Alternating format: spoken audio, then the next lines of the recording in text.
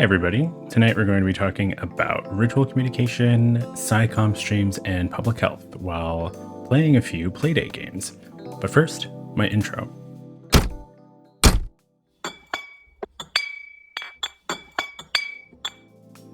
A little bit of background. I've played video games casually for most of my life. I took a bit of a break around the time I started grad school.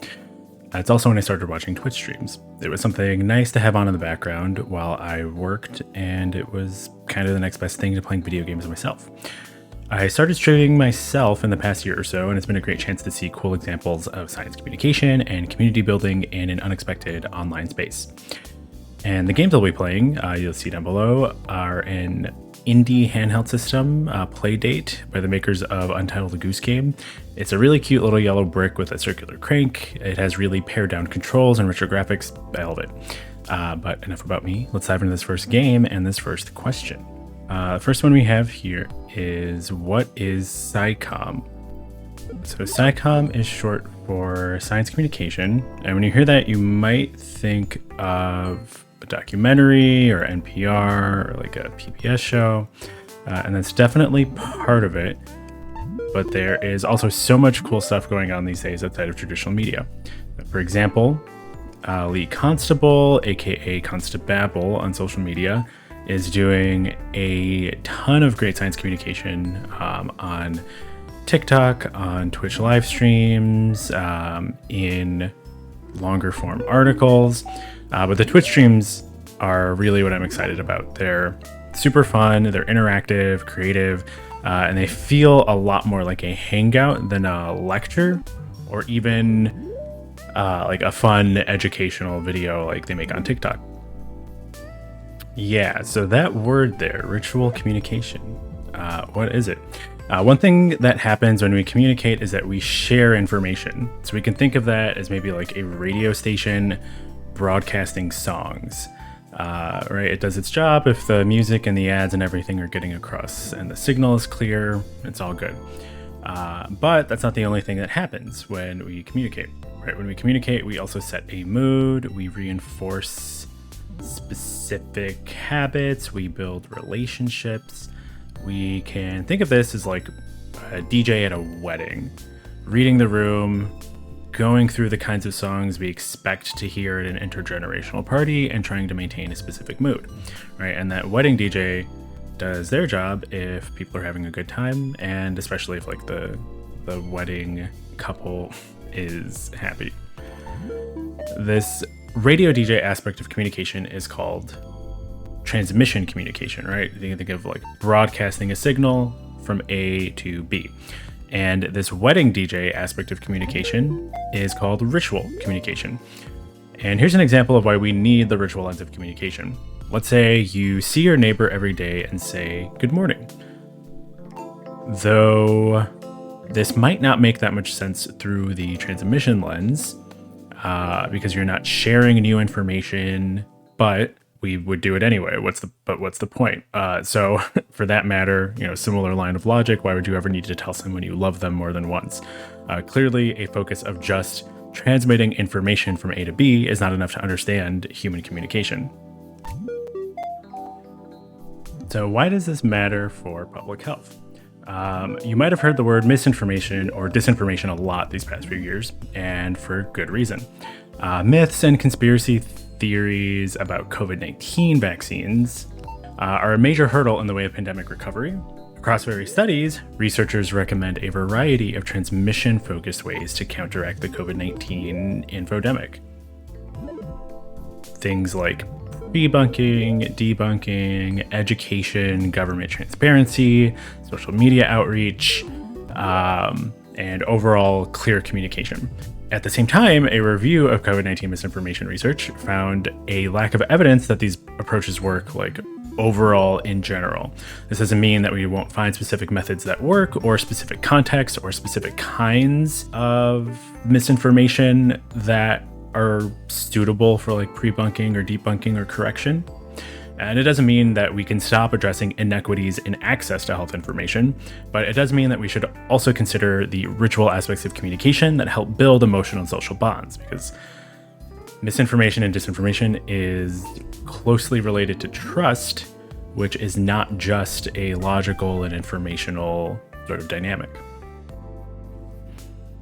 Okay, I decided to switch games for the next set of questions. This one is Pick Pack Pup, which is a like pair matching puzzle game with a really great soundtrack. And I'm gonna skip the story because it doesn't matter. Okay. So, what can public health professionals learn from science communication projects? Science communication offers examples of what a focus on ritual might look like for public health. So, right, ritual is like the social and emotional aspects of communication, not just the informational ones. And Story Collider is a good example of that, right? It's pretty explicitly non-educational. It focuses on sharing the role of science in society through personal storytelling from scientists or people affected by scientific issues, which is pretty much anyone. Survey research with audience members found a few different kinds of audience impact. So one was like humanizing science, feeling empowered, feeling like part of a community, and being absorbed in the stories. And that makes a lot of sense for a project that focuses on personal, real stories. Science cafes are another model, which makes educational aims and informal discussions with scientists. Evaluations of science cafes have shown how participants process information through existing identities and gain confidence in their own scientific literacy skills. And that makes sense to me in that these are really informal discussions with scientists in community settings like a cafe, a bar, gallery. And I think those two examples sort of show what it can be like to bring in a scientist into a community where they might not always be. What can public health professionals learn from live streamers? So live streaming, I think of as an emerging method of science communication that blends education and entertainment with community building. And I think that's a really important difference between that and like the Science Cafe or the Story Collider model, where it's really looking at how to build a community around a scientist, around a set of scientific topics, not necessarily bringing a scientist into a pre-existing community. And we can look at Lee Constable's live streams as fruitful examples, right? They'll stop what they're doing to answer questions from their audience. They'll analyze suggested social media content. They'll watch sort of fun and entertaining videos that people want to see as an aside. They have special rewards and intermissions people can request via like a channel point system. And they also consider the expertise from people in the audience. They follow a regular schedule and commit to showing up over time, right? These are all hallmarks of Twitch streams in particular. And we can contrast this with the approach to live streaming that Anthony Fauci and Vivek Murthy did during the pandemic, right? Where they would have, it was a lot more like a webinar hosted by social media content creators and celebrities on their own platforms, which is really great. And also, I think there's still a lot of room for experimentation along the lines of what science communication streamers are doing right now, really trying to build a community and really focus on these social and emotional aspects of science communication, not just the informational ones. Cool. And so you still might be asking, but what about misinformation? And I think the ritual lens of communication offers some really great ways to think about that problem. Through a transmission lens, we might wonder how public health officials will reach people with accurate information. And sure enough, public health scholars have been interested in how to create successful health communication campaigns in a crowded media environment since before social media entered our lives, right? So in the day when there were far fewer TV channels, there were more opportunities for live broadcast to large audiences all at the same time. we still had these questions.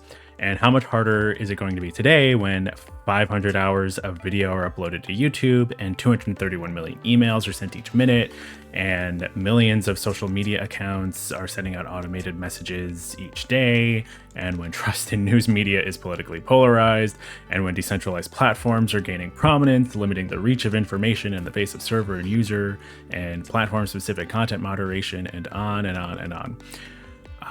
It's important for those of us in public health to remember that we don't have the marketing budget of Coca-Cola or the ability to shape what communication even looks like a social media or tech company. Through a ritual lens, however, we might instead focus on our strengths. Public health professionals and institutions don't just transfer information, they provide services that help people live their best lives. They have a rich understanding of local community needs. They have community partnerships. They're members of the communities themselves often. And so these are the kinds of things that are great building blocks for social and emotional connections that a social media company doesn't have, that a marketing agency doesn't have. One last question, one last game. This one is Real Steel. Sort of constantly swinging this thief back and forth to rob. I think in this case it's like a tech company, like a tech billionaire's home. It's very stressful and very intense. And the last question we have while I'll be doing that is, what are examples of supporting ritual communication in public health? And I think it's important to mention that focusing on the ritual aspects of communication might very well look pretty old school.